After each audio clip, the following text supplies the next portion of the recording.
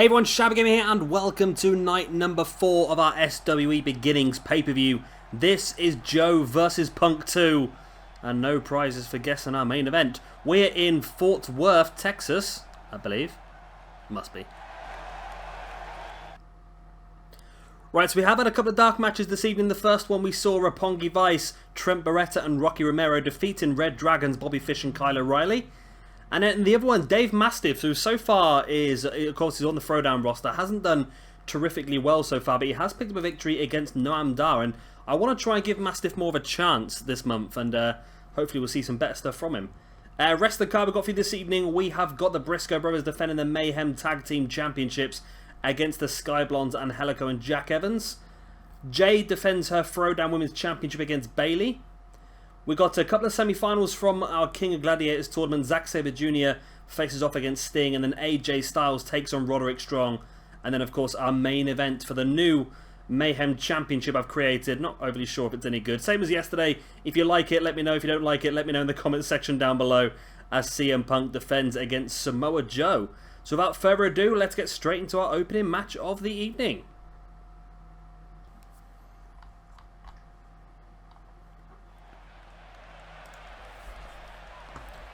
And here we go. So far in the Universe mode, the only championship that hasn't been successfully defended has been a Tag Team Championship, and that was the belts, of course, held by Los Luchadores Taya and Sexy Star. I would quite confidently say here that I think the Briscoe brothers will defend the championships. And there is a very strong tag team division on Mayhem, and to be honest, I think the Sky Blondes are really jumped a little bit ahead of themselves here. Now, don't get me wrong, they are a very good tag team, but when you look at some of the tag teams that Mayhem has with the club, the Outsiders, for example, the New Age Outlaws, the Heart Foundation, just to name a few, there's loads more, isn't there? Mustache Mountain, the Killer Elite Squad. They've got such good tag teams, and for the Sky Blondes to get this opportunity was a real big one for them. So it wouldn't surprise me if the Briscoes do. I don't know. I think the Briscoes are probably the strongest tag team that Mayhem does have, and they are the champions. And they were PJ Toby's first pick as a tag team for this brand as well, showing how much he rates them. But I just see the Briscoe brothers holding these belts for quite some time. But then again, I might be wrong. This game has really thrown us off the case a few times in history, hasn't it? And stranger things have happened. And if the Sky Blondes do win these championships, then all the best of them. But I wouldn't imagine a very long reign by the Sky Blondes, bearing in mind the list of tag teams I just listed out there. I think the Sky Blondes are probably much more suited to maybe the Cruiserweight Tag Team Championships over on Octane. But they've got the chance here to prove me wrong. We've seen some really great underdog performances so far this week. Look at Roderick Strong yesterday defeating The Rock. We could see strange things happen, and who knows? The Sky Blondes could really pull this one off. So there is the challengers, Jack Evans on the left, Angelico on the right. The Sky Blondes, of course, work extensively at the moment with Lucha Underground, separate entities on the Lucha Underground, obviously, but in AAA, I believe they work together. So they're going to be challenging. Of course, they got this opportunity to challenge for this match after they won a number 1 contendership match on the very first episode of Mayhem. I can't remember for the life of me who it was against, though, to be honest with you. And there are the champions. You've got Mark Briscoe on the left, Jay Briscoe on the right, holding those belts. They don't look too bad, those belts, actually. I'm not 100% sure how I feel about these tag team belts, but you know what? They're not actually too bad in game. I feel sometimes the belts look better in the creator than they do in the game, and sometimes they look better in the game than they do in the creator. And I think this is definitely a case where these look better in the game than they do actually in the creation screen themselves. There were a couple of belts I stole from the community creations. I've tried to create some of the belts myself, but as you may know, I'm not the best at creating championships or anything on this game. Basically, I steal everything. Then again, I made the arena myself. I don't know what you think about the arena. It's pretty slapdash, isn't it, really, to be honest with you? But there you go, and straight away Angelico trying to take Jay Briscoe up for a suplex, and Briscoe just turns it around into a Falcon Arrow. So yeah, like I said, I think there's such a strong tag team division on Mayhem. It's going to be really difficult for PJ Toby to determine a number 1 contender going forward to our second pay-per-view. But then again, like I've said before, I don't want to solely have championship matches just at pay-per-views. I think it would be nice to have the belt defended sometimes in normal weekly shows, but probably not the main championships. I think maybe the upper mid-card belts can rarely be defended on weekly shows. I think the main event championship should never be defended on the weekly shows. But stuff like tag team and women's may very well be defended on several occasions, as will maybe the Cruiserweight Championship now as well, and Cruiserweight Tag, and basically both the belts and Showdown as well. We'll see them hopefully defended a bit more this month. And we're going to start the feuds this month after the pay-per-view as well, so should be pretty good. We're going to have a few feuds from obviously all brands. Literally have 3 per brand, doesn't it? So we'll have some Mayhem feuds, some Throwdown feuds, some Octane feuds, and of course some Showdown feuds as well, ready for that big pay-per-view Shabby Mania, which we're going to hopefully start to upload over the WrestleMania weekend. That might only mean we're going to get 3 weeks of weekly shows before then, but I'm sure in that time we can build up some pretty good storylines, hopefully. Now, of course, if you've not seen last yesterday, the episode that was uploaded a few days ago, which was part number 3, that was KO Squared. That was Kevin Owens versus Kenny Omega for the Throwdown Championship. We found a brand new Throwdown champion in Kenny Omega, who dominated the match, really. So I don't think we're going to gift Kevin Owens that rematch. I think he's going to have to earn it if he does. And I'm thinking maybe some sort of tournament might be good, maybe over the next few weeks on Throwdown. I'm not 100% sure, actually. Just I'm thinking like some sort of #1 contendership tournament, just to try and see who's going to face off against Omega. Or then again, we could personally pick some we know would be a pretty good match and go forward with that feud. Maybe that's a better idea. Maybe a feud would be a good idea, because then I can pick somebody quite outstanding. Maybe an Okada versus Omega feud for the Throwdown Championship at Shabby Mania would be fantastic. And I really want to try and blow Mayhem out of the water. At the moment, I feel that Mayhem, although I feel I prefer my roster to Mayhem's roster, but I just feel that sometimes the Mayhem roster seems to do a bit better against us. Of course, they currently hold quite a few of the championships. We hold the Women's Tag Team Championships and the Cruiserweight Tag Team Championships, whereas Mayhem hold the Women's Junior Heavyweight and the Cruiserweight Championships. They hold the main belts, we hold the Tag Team belts. So there is an opportunity that we could get the Cruiserweight belt back on part 5 of this pay-per-view, of course, as Jay taking Jack Evans up now, looking for a Jay drill, and he hits it as well. That underhook power driver, there's the pin by Jay Briscoe. 1, 2... Oh, God, Jack Evans just kicked out in time. I don't think Angelico was really in the best position. They dropped off the apron for some reason. I thought he was going to try and slide the ring a little bit quicker, but it didn't quite work out.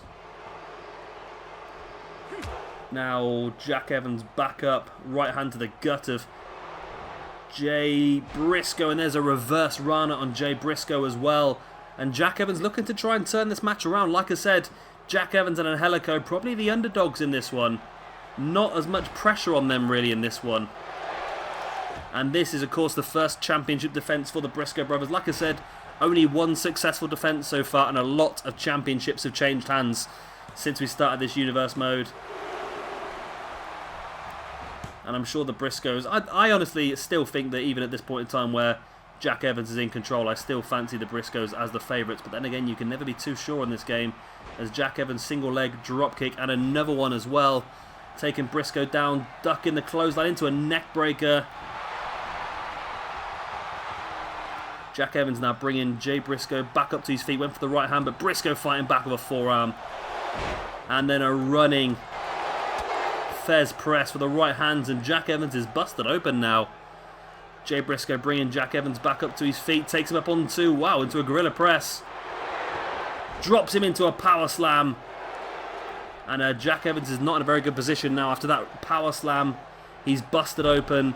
He needs to make the tag into Angelico, but Jay Briscoe needs to finish him off at the same time.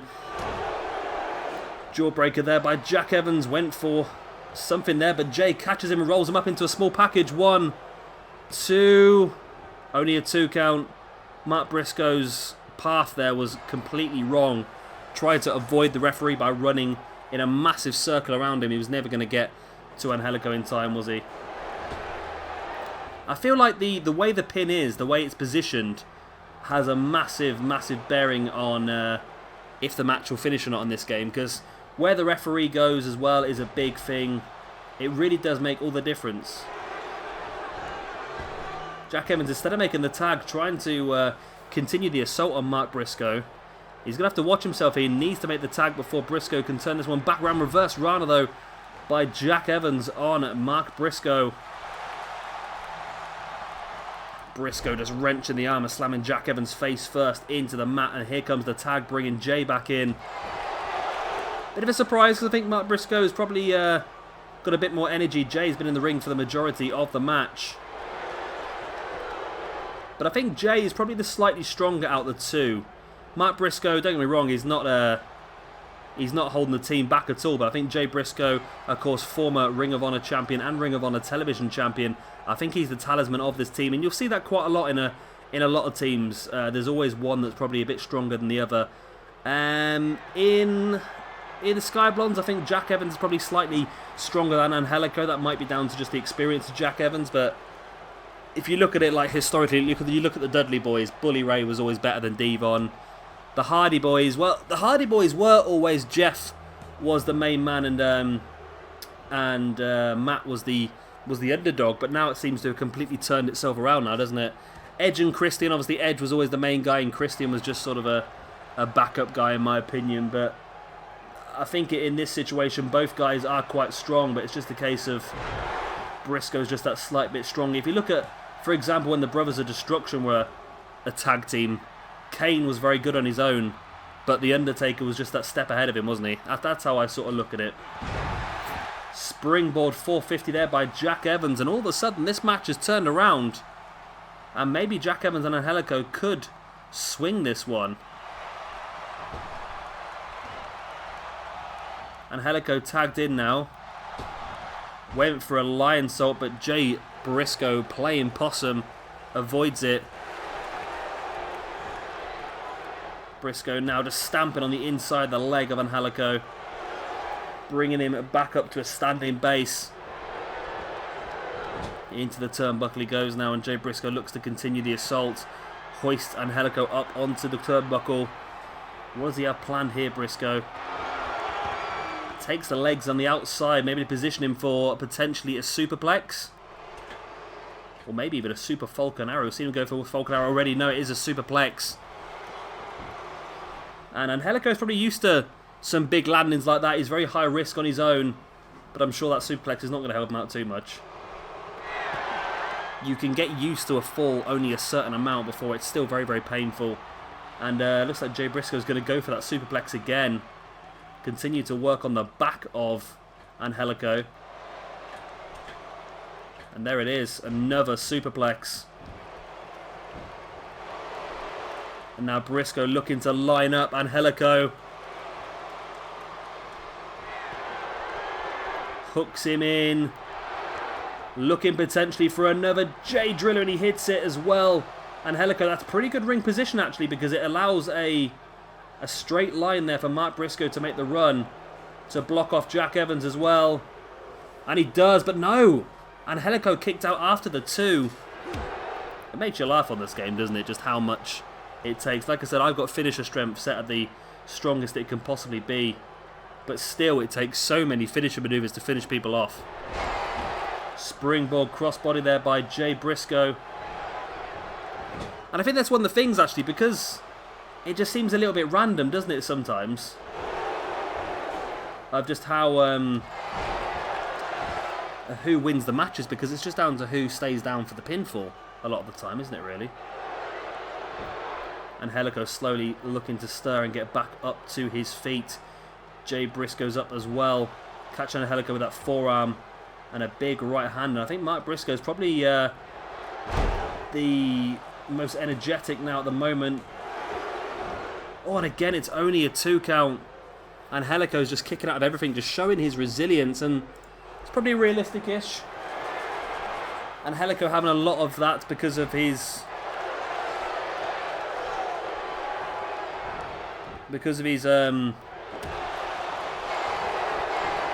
Ooh, Angelico went for the running knee drop there.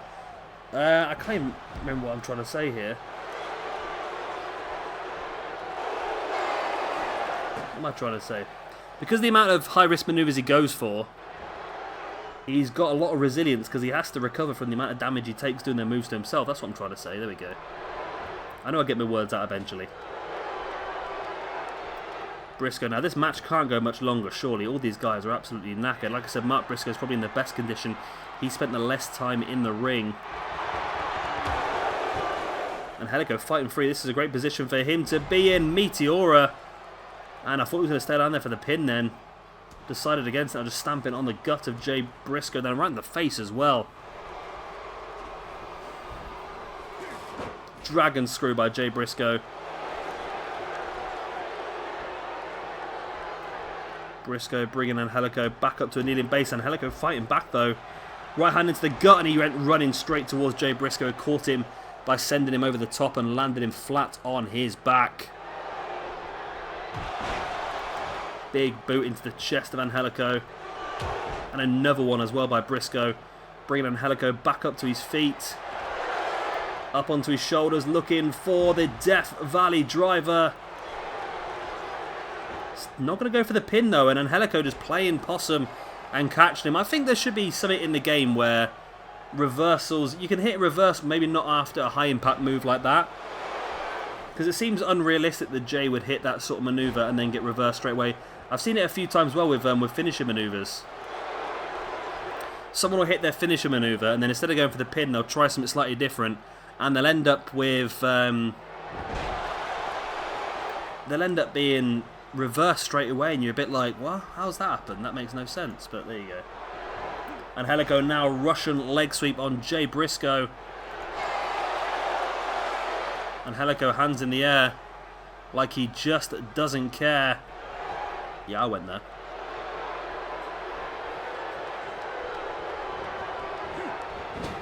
Sending Jay Briscoe into the corner.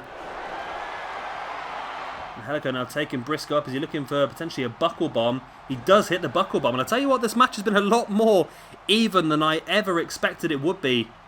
As you can probably tell by the stuff I was saying early on in the match. There's the pin. 1, 2. Oh my god, that was nearly a free count.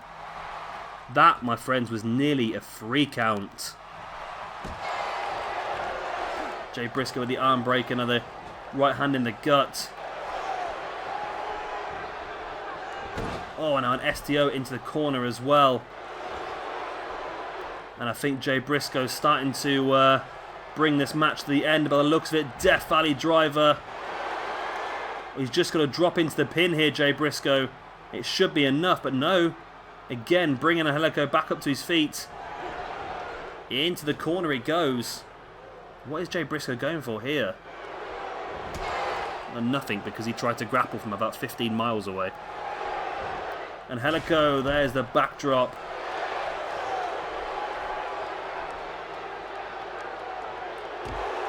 And again, I'm just surprised. Even on fast momentum, this match has gone nearly 20 minutes, and that's one of the things that sort of frustrates me about tag team matches. There's just no way to end them at some points, it just seems. Because I think this has been a very good match, but it stands the risk of just going that bit too long and becoming a match that just becomes quite tedious and overdrawn. So hopefully we're not too far away from an ending, no matter which way it is. And it looks like it could be in the way of the Briscoes, or another Jay Driller, but he's just so close to Jack Evans. I can't imagine it's not going to be enough. But Jack Evans is not even paying attention. No, come on. Really? How many bloody big moves Angelico taken and he's still kicking out of that? It just beggars belief, doesn't it, really? I don't know. I don't know how... There's a very fine line between thrilling and too much, isn't it? And that's what I was just saying a minute ago. There has to come a certain point. Every match has to have an end, and Angelico now has taken quite a lot of signature and finisher maneuvers from Jay Briscoe, and to still be kicking out of them is just a bit insane at this point in time. As Briscoe now looking for a Death Valley driver. And is that going to be enough this time? He's not going to go for the pin though, is he? He never seems to go for the pin after Death Valley driver, no. I don't know why he doesn't go for the pin. It's a high impact move. And now all of a sudden Angelico fights back with the Hurricanrana. And I have seen this in the past as well, where, yeah, one man will hit his finisher maneuver over and over and over and over and over again, and then the other team will hit one and get the victory. And even though Angelico has been destroyed here, and Jack Evans is bleeding quite heavily, it doesn't mean that the Sky Blondes are out of this by any stretch of the imagination.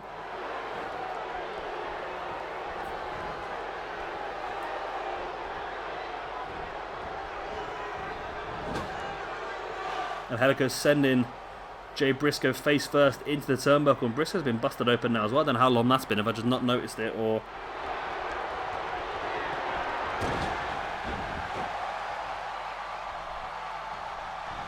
Everyone's just struggling now. No one seems to be able to get up. Angelico going for the pin. 1, 2... Oh, it's only a 2 count.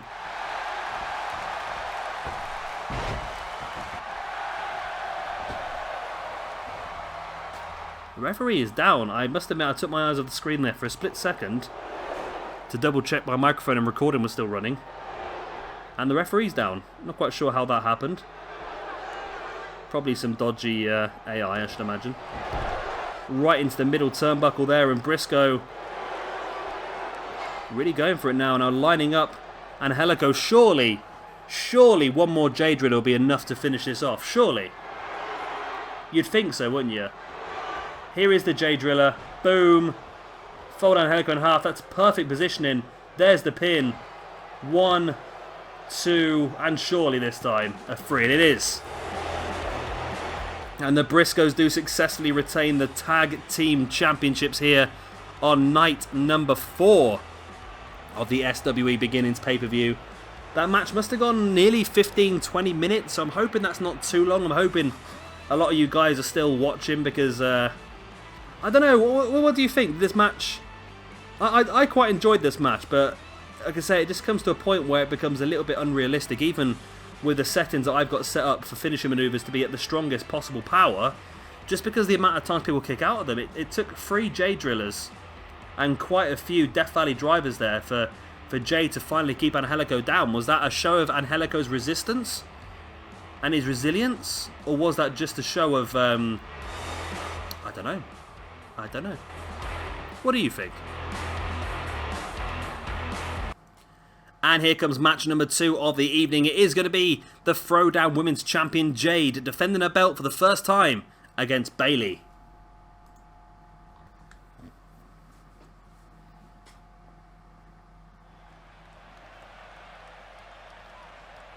And here we go. 2 championship matches to start this one off. I've got 3 championship matches for you all together this evening. The most championship matches we've seen in one night so far in this universe mode, apart from the beginning, obviously.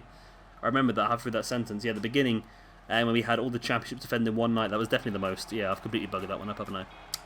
There you go. Number 1 contender here, Bayley. She got this chance to face off for this when she won a number 1 contendership match a few weeks back. I honestly cannot remember who that was against her, to be honest. I've not really done my research for this one, have I really? Okay. Wacky waving inflatable arm tube man. Such a weird thing, isn't it? I don't know who came up with that idea, but there you go. So Jade, as I understand it, since the whole TNA revolution that seems to be happening at the moment, where they got UK television back, if you're not seeing that, it has been announced a couple of days ago that TNA is coming back to the UK television, and it is going to be on Spike, which I'm not quite sure whereabouts that is on the Sky Planner, but it's coming back in April, so don't rush for it just about yet, because it's still got another month or so. But I've been reading a lot about the tapings and so forth, and there's quite a few new names in there, and a few people have disappeared. One of those people that have disappeared is Jade, of course, the former TNA Knockouts champion. I wouldn't be surprised if Jade does turn up now in NXT, because she is a very competent female wrestler, and there's no reason why WWE and NXT would not be interested to bring her in, because at the end of the day, I think they're struggling in the female division at NXT, and I don't know if that's because, I don't know, I'm sort of caught in two minds. I think the problem is that they've built Asuka up so much that it would be unrealistic for anybody to beat her at the moment without it being a dodgy finish. So they need to bring in some people that are either going to compete against Asuka legitimately, or some people that are going to be able to... I think it's probably going to end up being Peyton Royce, who would probably take that belt away from her. I don't know, because it's Ember Moon is lined up to face off against Asuka, but Ember Moon has been built up, but not immensely. And who knows, she might be taking that belt away from Asuka at the WrestleMania weekend NXT TakeOver, but there's no guarantees on that. But I would imagine maybe Peyton Royce, with some interference maybe by Billie Kay, would take that belt away, and maybe from... that's the championship there. That's the Throwdown Women's Championship. Yeah, I think Peyton, there we go.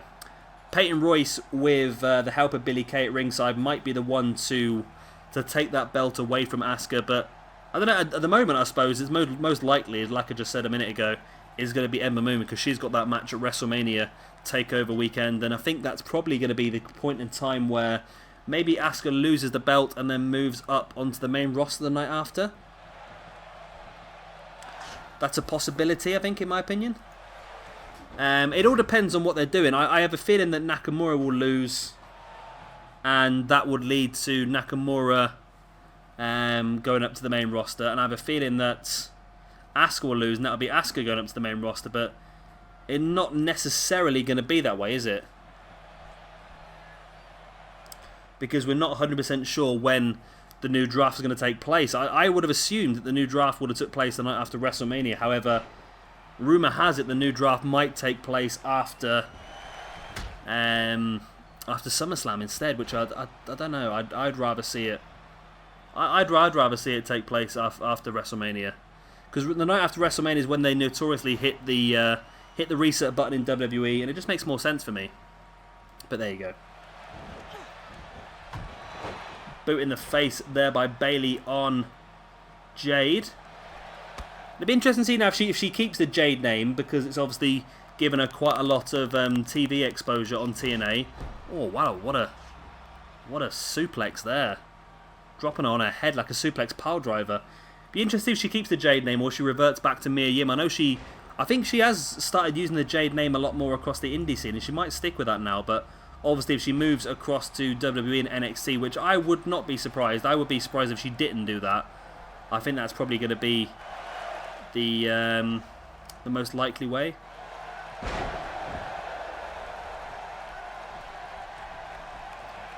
Jade will be hoping to retain her championship. So far we have seen another championship retention. We've not seen anybody retain a singles championship so far. We've only seen the 2 tag team belts retained. And Jade will be hoping that she can keep this belt. And like I said, more feuds this month. Be interesting to see who wins this one.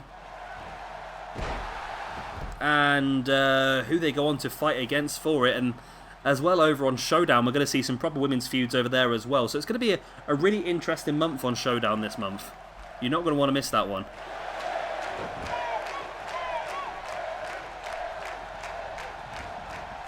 Bayley starting to get the crowd behind her. That's a dangerous place for Jade to be. Once Bayley starts getting the momentum, it can be very, very difficult to turn things around, as Bayley there with the exploder into the corner. And now lining Jade up. Catches it into a Bayley to belly. And this could be a brand new champion here. 1, 2. Oh, it's only a 2 count.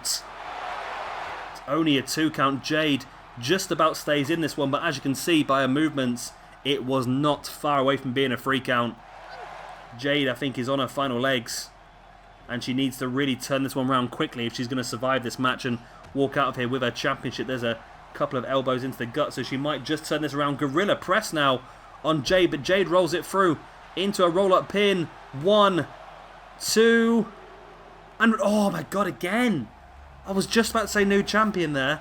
Just about to say new champion, and she kicked out. I have a feeling on this game though sometimes that the referee stops counting before the pin is broken up, and I think it makes, I don't know, it's a little bit odd, because I assume that the referee stops his count when the kick out animation begins, but the kick out animation in this game is not instant, so there might be like a split second it takes to do the kick out, and that split second was enough to get the 3 count, so it's a bit of a random one. The overhead cutter there by Bayley again drops into the pin. She's determined to get this victory. Pin after pin after pin. But again, it's still not quite long enough.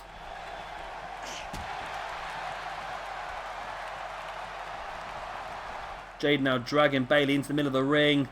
Taking her up, looking for that spiked suplex pile driver once again. Oh, that has hit Bayley hard, that is. And Jade now just staring down at Bayley. Come on, Jade, you need to do something. You can't just stare at her.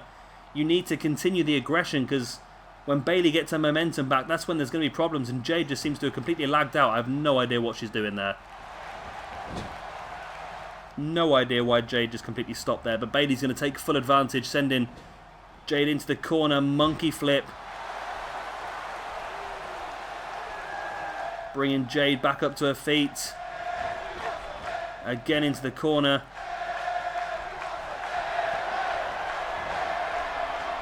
And Bayley again looking for that exploder into the corner. I'm surprised Bayley's not gone for the pin there. She's brought Jade back up to her feet, but Jade catching her. I don't know if Bayley was going to try and go for a Bayley to belly there, but Jade caught her with the SDO. Now bringing Bayley back up to her feet, but Bayley playing possum, catching Jade with the jaw break and our boot to the calf. Jade with a forearm, turn this one around. And, I think she was going to go for that spiked suplex once again, but Bayley managed to reverse it this time, obviously taking a little bit of research from what happened earlier in the match. But now Bayley's stalking Jade. If she can hit another Bayley to belly, she's got it locked in, and she hits it. We could have brand new champion. 1, 2... and 3. There we go. Brand new Throwdown Women's Champion. And still, no singles wrestler in this universe mode has managed to successfully retain their championship. It's not looking good for CM Punk later on this evening, is it? Bayley, your brand new Throwdown Women's Champion. And in fairness, probably quite a dominant victory from her as well. Jade got her a bit of aggression in here and there, but she never really hit any massively high impact movers apart from those two sort of spiked suplex pile drivers, whatever they were called, like Steiner screwdrivers. Apart from that, there wasn't really much from Jade. And Bayley did dominate with a couple of exploders into the corners, and of course, Bayley to bellies, which won the match eventually. And here we are. It is time for our first of this semi-finals in this King of Gladiators tournament. Zack Sabre Jr. takes on Sting.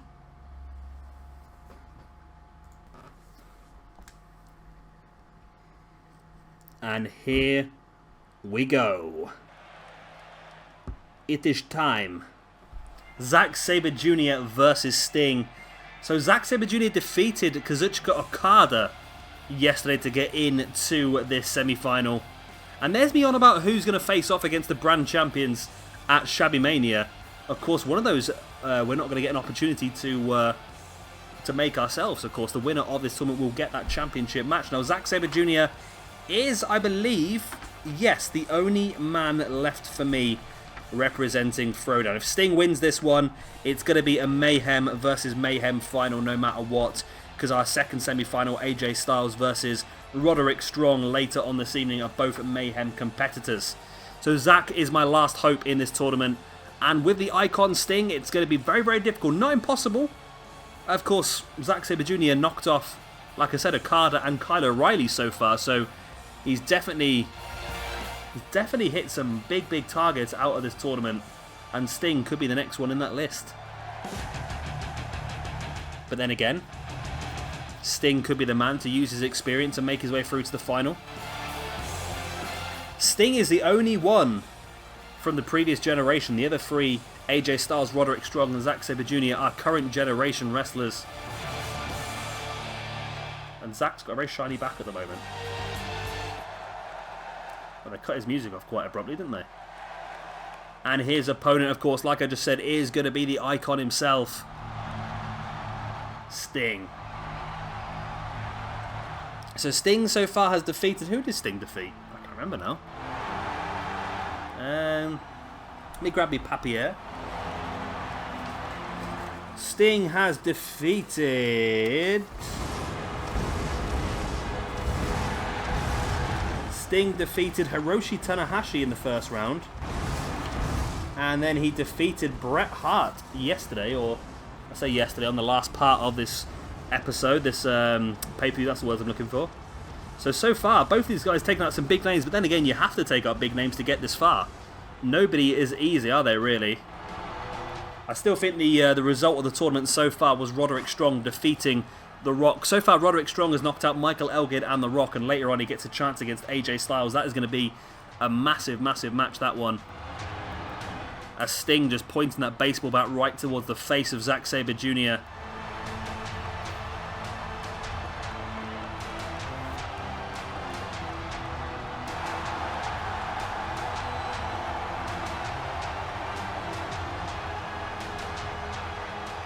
And here we go. It's good time. It's good time.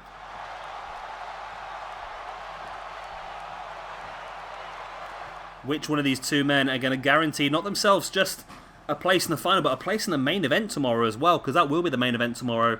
Of course, both brand championships will have been defended by then. We saw the Throwdown belt defended last night, unsuccessfully, and we're going to see the Mayhem Championship defended this evening. Of course, Joe versus Punk 2 still to come.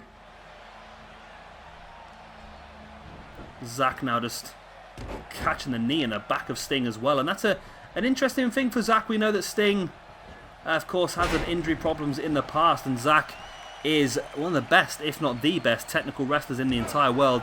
Saying that, Zack can take somebody who's in perfectly good mind and body and still pick them apart in a match so they're in incredible pain. And that could be an interesting situation for Sting. Sting has fought against people like this before. He's fought against, of course, Ric Flair on many occasions.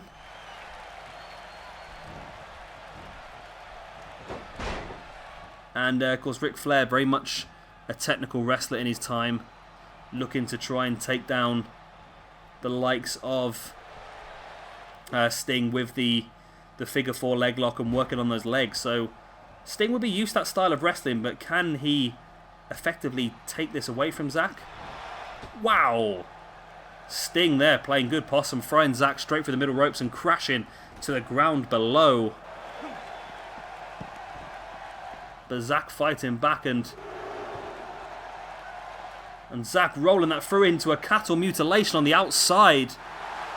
Oh, that's going to be difficult for Zack to hold that one though, because his head was obviously being held up there by steel, because when you do the cattle mutilation, your arms are hooked, so you can take some pressure on your arms, but your head has to take some of your weight, and on the steel grate there, it's not the easiest. And you see Zack now just working on the back of Sting as well.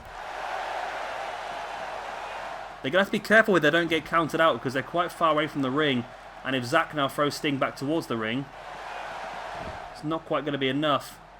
Oh, Zack, oh, good old Zack. Good old Zack, he's got the AI there to break the count. Maybe not the cleverest idea though, because you would have thought Zack could have won this match by count out in that situation.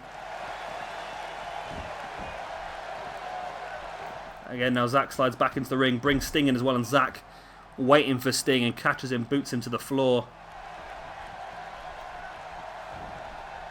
Zack now spinning Sting round into a neck breaker. Zack now hooking the arms of Sting and wrenching him back, and this is what I said about the technical ability of Zack. And oh, painful maneuver now, rolls him through into a pin. Referee slow down, but 1, 2, oh, that was a lot more than I thought it was going to be this early in the match. I sometimes feel like a submission finisher actually on this game is a little bit better than impact finish, because submission finishers have an opportunity to win first time, whereas impact finishers don't seem to anymore.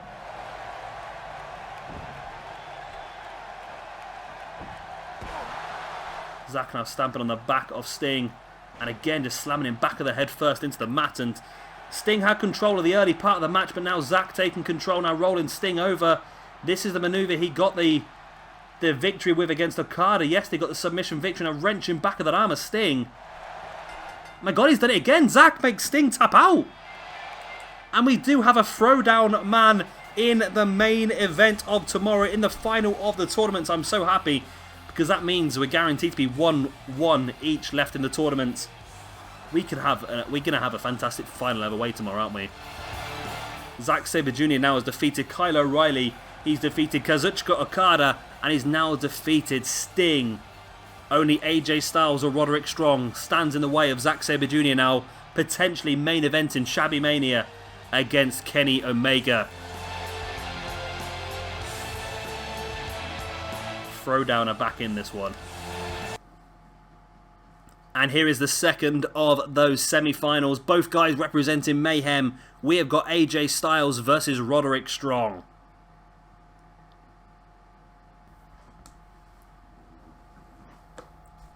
That was poor timing. So my TV's gone off because of... Alright, there we are. I'm back on. Yeah, but my TV's one of those ones with like the... whatchamacallit? The energy saving thing. So if you don't press anything for so long on the TV remote control, it switches itself off. And I completely didn't realise it just went off then. And now my heat has just collapsed next to me as well. I'm not having a very good time at the moment. But we do have a Throwdown man in the final for tomorrow. And imagine just how good either one of these two matches is going to be. AJ Styles versus Zack Sabre Jr. in the main event of night number 5 of this SWE Beginnings pay-per-view. Or Zack Sabre Jr. versus Roderick Strong. Roderick Strong, we can't write him off here. Again, he'll be the outsider for this match, but Strong so far has defeated Michael Elgin, and he has defeated The Rock yesterday, which is a big, big one for him. And AJ Styles, of course, defeated... grab me paper again. I'm pretty sure he defeated Will Ospreay in the second round. And he defeated Shawn Michaels in the first round. And he defeated Will Ospreay in the second. So AJ Styles has really gone through two big names as well. It's just too tight to call at the moment, isn't it? Completely too tight to call.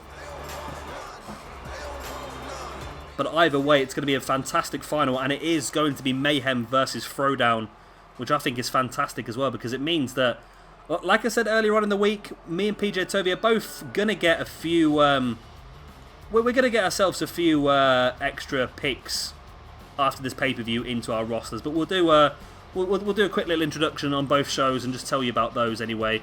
I think we're probably going to take 5 each, and that's just a chance for us to try and utilise maybe some of the new DLC if we wish to. If not, we can take anybody else. But the winner of this tournament, obviously the guy who wins the tournament is going to get that main event match at Shabby Mania against their brand champion. And the winning brand of this event will steal somebody from the opposing roster. Now, I'm still not quite sure whether that'll be an individual or a tag team or a stable. I'm not 100% sure yet on how we're going to work that one out. I think a stable might be too overpowered. I'm thinking maybe individual might be the best bet. But I'll discuss that with PJ Tovey. I'll discuss that with PJ Tovey before the final, because I don't want... obviously, if we know who's won, then whoever has won is going to be trying to angle for a stronger sort of victory promotion sort of, you know what I mean. But yeah, either way, this final tomorrow now, I'm getting really excited. Don't get me wrong, no matter who final this tournament, it was going to be fantastic, wasn't it?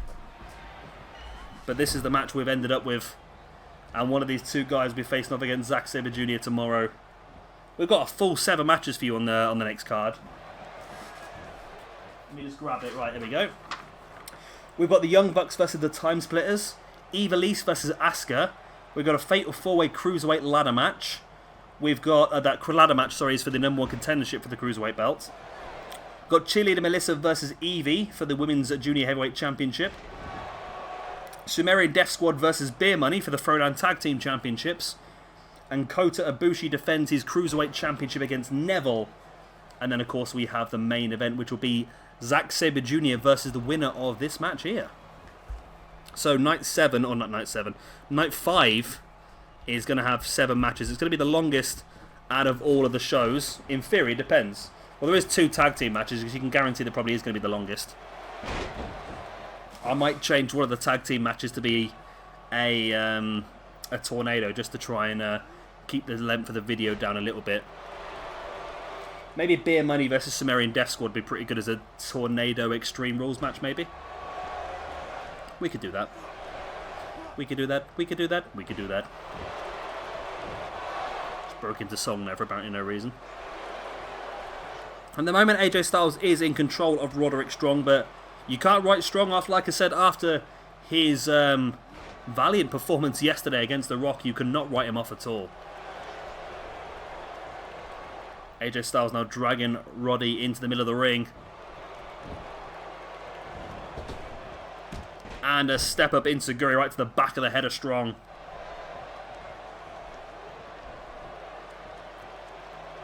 Styles trying to bring Strong back up. But Strong fighting back, playing possum here.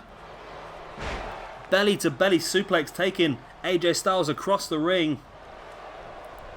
So it's interesting. We're still trying to figure out what we're going to do with the whole Bullet Club situation. I like the idea of potentially Finn Balor joining up with AJ Styles and the club.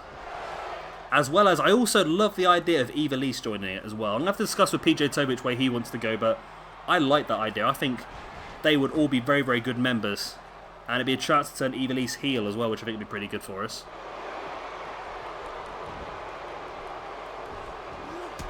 Styles coming down the back of Roderick Strong now, catches him into the German suplex. I think by doing that as well, the club could really go divide and conquer. Anderson and Gallows going for the tag team championships. Finn Balor for the television championship. AJ Styles for the Mayhem championship. And Eva Lise for the women's championship. Divide and conquer would really be a strong way forward. But there goes Styles catching Roderick Strong in with the Styles clash. But doesn't roll him through for the pin. Now he does. Maybe just not the right positioning for him. But now he goes for the pin. 1, 2... Oh, and Roderick Strong kicked out. We saw a lot of this yesterday. Strong kicking out of rock bottoms and all sorts just to turn this match around and get the victory.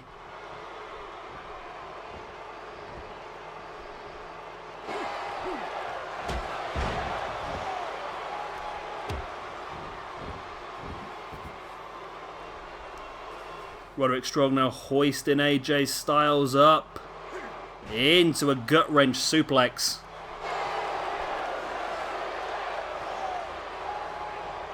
Strong now stamping on the back of AJ Styles.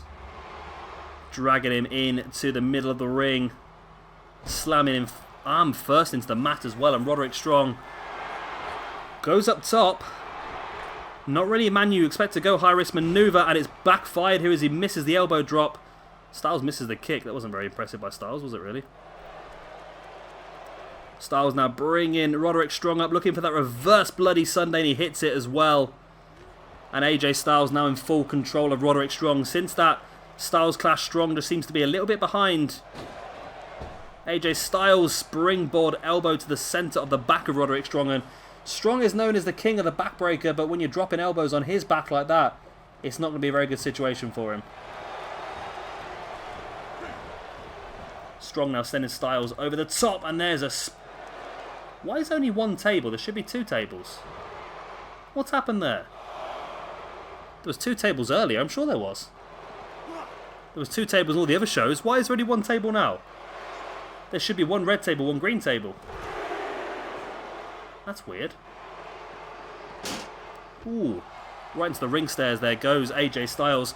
I'm thinking we might start to have a look at maybe some potential special events as well. Maybe we can have a special Octane show where we'll have the championships being defended. Maybe a special Showdown show. Maybe Mayhem can go and do a show in Japan and we can have a few extra Japanese talents on there. Maybe we can go and do Throwdown to Mexico and have a few Mexican talents, or maybe to the UK as well. So I think we could definitely look at some more of them sort of things as we go forward. But I think what I do want to do is get myself ahead of recordings before I commit to doing too much of that sort of stuff. Roderick Strong taking a very wide line there to get back in the ring, almost risking getting counted out there. Bringing AJ Styles back up to his feet, and Roddy now taking him up onto his shoulders. We saw this yesterday, the big gutbuster into the running single leg boot to the side of the head of AJ Styles. Roderick Strong, that could be enough for him to win this match, you know. He goes for a step up in enziguri instead. Just continued strikes to the back of the head of AJ Styles could be enough to finish Styles off. But Strong is not interested in going for the pin as of yet. And Styles does fight back. AJ with the elbow drop. Now dropping a boot into the thigh of Roderick Strong, should I say.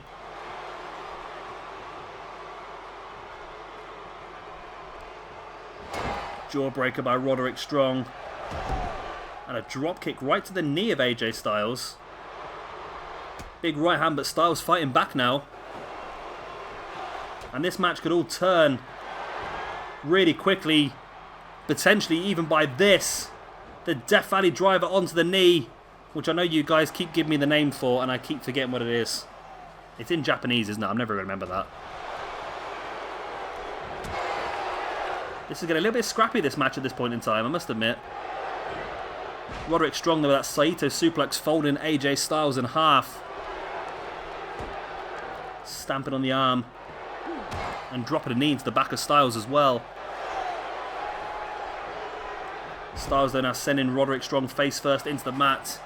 And now Styles lining, that's the words I'm looking for. Roderick Strong up, but Strong fighting back.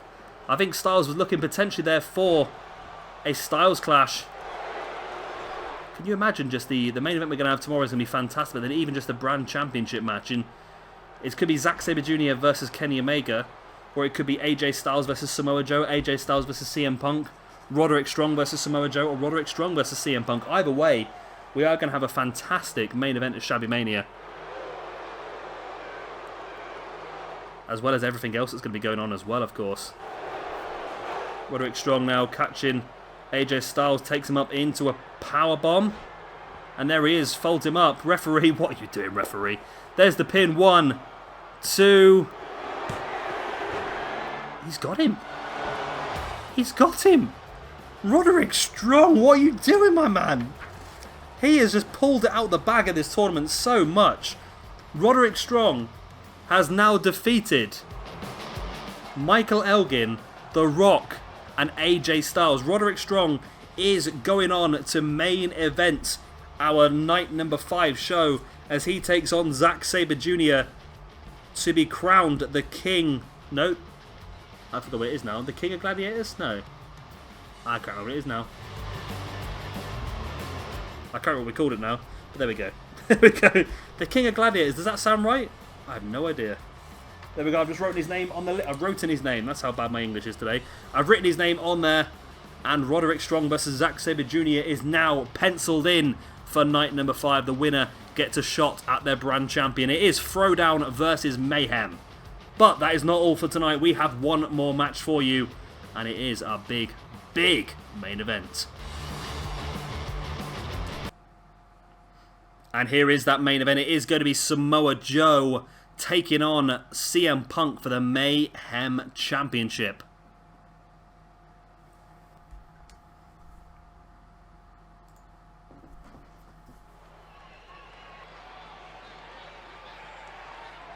And here we go.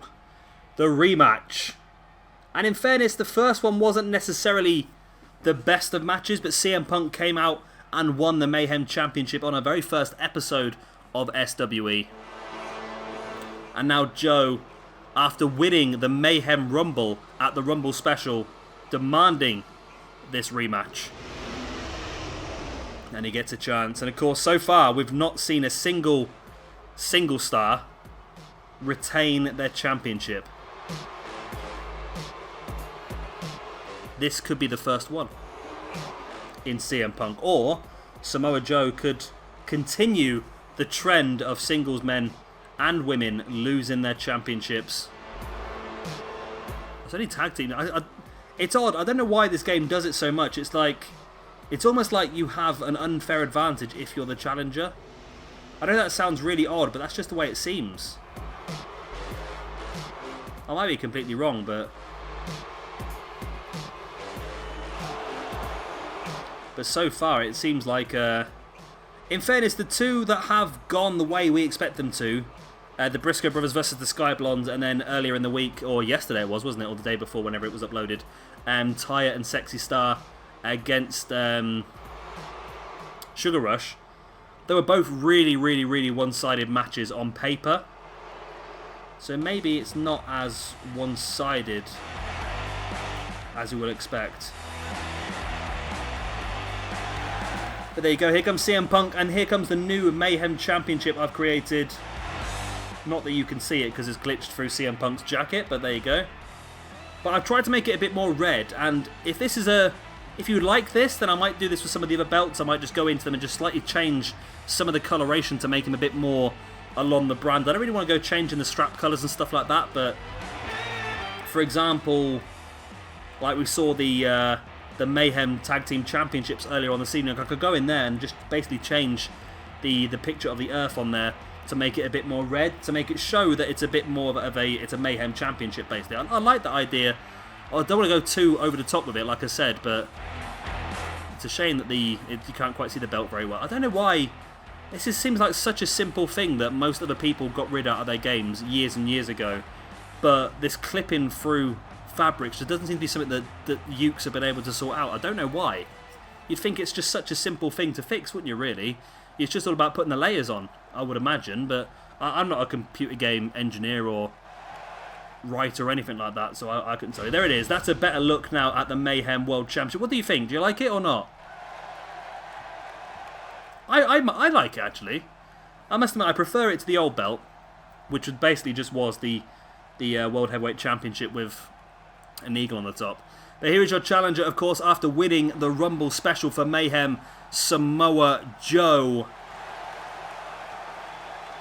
And his opponent, the current Mayhem Champion, after winning the belt on night number 1 of Mayhem by defeating Samoa Joe in CM Punk's hometown of Chicago, Illinois. Is that right? It is right, isn't it? CM Punk's first championship defense. Can he be the first singles star to hold on to the belt?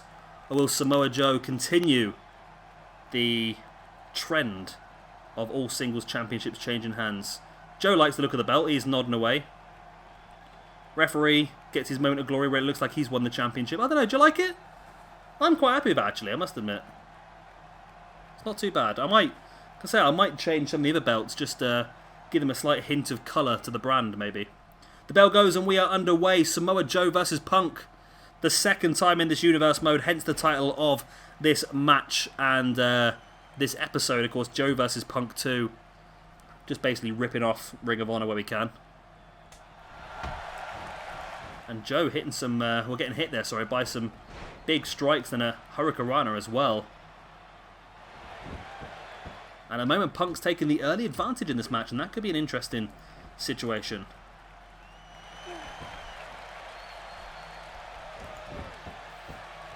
Of course, the very first match they had on the opening night of Mayhem, it was a little bit one-sided towards CM Punk. So, I don't know, is it surprising that... Is it surprising that that was so one-sided? I would say it would be, because obviously their matches back in Ring of Honor years ago were very much... they were like hour-long draws, weren't they? I think the first couple. Were the first two of them hour-long draws, and the last one... I think the third one went like an hour and 10 minutes and was won by one or the other. I can't actually remember. It's been that long since I watched them. They were fantastic matches if you've not seen them before. And I suppose it goes back to what I was saying earlier on with the matches. It's a fine border between a match going long and being like a wow match, and a match being very short. A match going long and being a wow match, and a match going long and being this match is just dragging too much match. And it's a very, very fine line. I found, like, if you're one of the guys like me that watched the Okada versus Omega match, which if you haven't seen it, then you must be living under a rock because it was incredible. You've got to go and see it. I must admit, the beginning part of that match, I started to feel to myself, about sort of 20 minutes in, this is a bit too slow and it's starting to drag a bit for me, but then it just kicked into life. And evidently, I think that was the only thing for me that just detracted from the match ever so slightly, was it just took a little bit, there was a little bit of a dead patch in the middle. But then obviously it just went all in again, and that was, oh, it's an amazing match. I've got to watch it again at some point. Joe now boots into the face of CM Punk. Wow, that last boot was so big that it sent CM Punk up into the air. Punk now big knee into the face of Samoa Joe. There's the pin. 1, 2, only a 2 count. Punk now elbows in to the collarbone. The collarbone? It will be blown if he keeps elbowing it like that, but the collarbone of Samoa Joe. Now there's the over-the-top cutter as well. And now Punk going up top. We know he likes to utilise the Macho Man style elbow, but he's actually going to go for a moonsault on Samoa Joe. That's interesting. Now I have put this match on slow momentum, and that's... I don't know how much of a difference it's going to make. It will mean that it takes longer for these two guys to get a finisher maneuver. That's what I try and like to do. I try and like to change the momentum on certain matches to try and lengthen certain matches if I can, and this is one that I like to try and lengthen, because I know singles matches are probably the most sort of stable matches on the game, and you can get a bit of control by playing around with the momentum, but not a huge amount, because it's still pretty random. I've had matches on fast momentum that have lasted longer than matches on slow momentum, which is crazy, isn't it, really?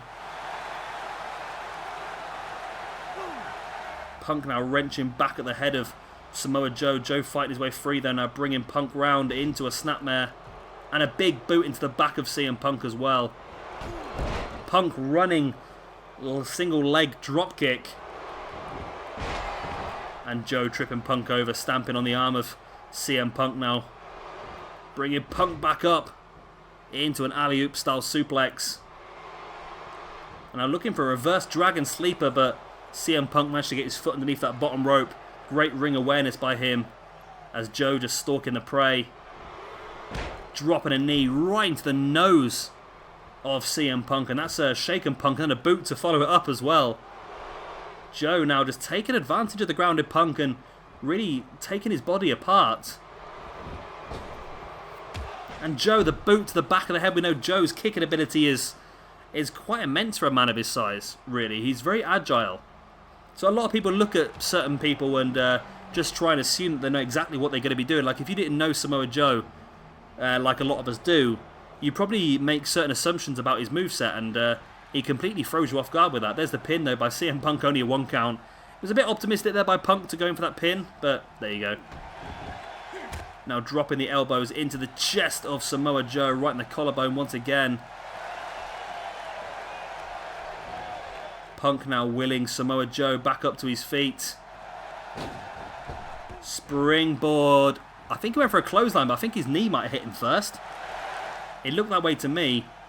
Joe now just trying to drag Punk away from the ropes.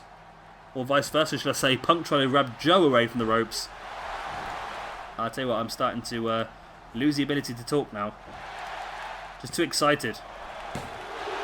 Only a 2 count there for CM Punk over Joe, and I think it's still a little bit early for him to get the victory, but then you might as well go for the pin. And now locking in the Anaconda Vice right in the middle of the ring as well. We've seen some submission victories already here this evening, and we could see another one here by CM Punk on Samoa Joe. The referee's not in a very good position really, is he? Or Joe though with a knee to the back of the head of CM Punk. And dig out the Anaconda Vice, but what sort of damage has been done? Maybe not enough though, as Joe's back up on his feet. Now Joe catching Punk, German suplex, and holds the grip, and now locks in a dragon suplex, and still holding the grip, grabbing the arms and looking for a straight jacket German, and Joe just dismantling CM Punk with those suplexes. The Samoan suplex machine. Oh, but Punk now catching Joe unawares, taking him up onto the shoulders. There's the GTS. And that could be game, set, match. That could be game, set, match. He's have to take a little bit of time just to drag Joe away from the ropes. There's the pin. 1, 2. Oh, and Joe kicked out. Referee is being berated here by CM Punk, who thinks that definitely should have been a 3 count. Referee was a little bit slow getting down. That's the thing that gets me on this game. Referees are not very well prepared for pinfalls.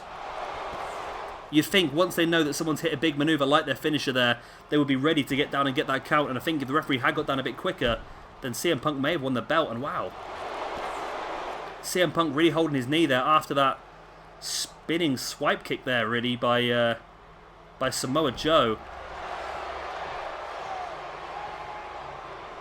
Joe now dragging CM Punk back up to a kneeling base, and there's boots to the face again. Oh, Punk's been busted open from those. But Punk now with a jawbreaker on Joe. Went for that running clothesline. Joe avoids it, catching Punk with that front chancery. Now this has definitely been a better match than the first one these two guys had. They've got a bit more into this universe mode now. Knee to the face of Joe there by Punk, and a big kick to the back of the head. Boot into the back by Joe. By Punk, just saying, slamming the arm of Joe into the mat. Punk looking for that quesadora. and went for a low kick there, but Joe managed to roll through, but Punk catches him into a Northern Light suplex, bridges it for the pin. That might be enough, you know. 1, 2... Oh, and it's not. Joe kicked out once again. Woo! These two guys. At the moment, I would say it's pretty even, but I would give the points advantage at the moment to CM Punk. Joe now, the front champion, now taking Punk up into a backbreaker.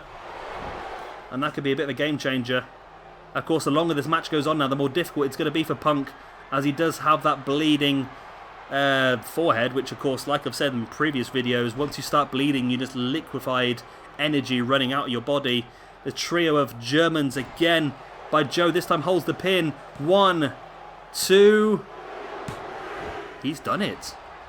He has done it. We have another brand new champion, and still no singles competitor has retained their championship this week. We've seen Shinsuke Nakamura win the United States Championship. We've seen Daniel Bryan win the Television Championship. Bayley has won the Throwdown Women's Championship, and now Samoa Joe has won the Mayhem Championship, as well as Kenny Omega winning the Throwdown Championship. It's literally a reset button. Only the tag teams have held their belts so far, and there we go. Samoa Joe will be going on to Shabby Mania to defend his championship, but will it be against Roderick Strong? That's the question that we'll answer tomorrow in that big main event of the last episode of the SWE Beginnings pay-per-view. Wow. It was weird. It was really weird, that was. I wasn't expecting that to finish it. Then it certainly should have finished it, or could have finished it.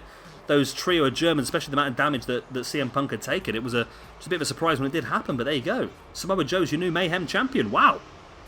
Right, so that's the end of this episode of SWE Beginnings, part number 4 of 5. I hope you have enjoyed it. Of course, if you have, then do all that normal stuff, the like and subscribe stuff. Why not? It does help me out quite a bit. It helps us grow the channel, which is what I ultimately want to do. Try and get more people in and all that sort of stuff. It'd be nice to get a bit more views and so forth, wouldn't it, really? And I'll see you very, very soon for our next episode, which should be in the next couple of days. And then we can get into month number 2 and start hitting up some feuds and some more storylines and getting a bit more interesting as well. I've been Shabby Gamer, thank you very much for watching, and I will see you all very, very soon for some more SWE Universe Mode.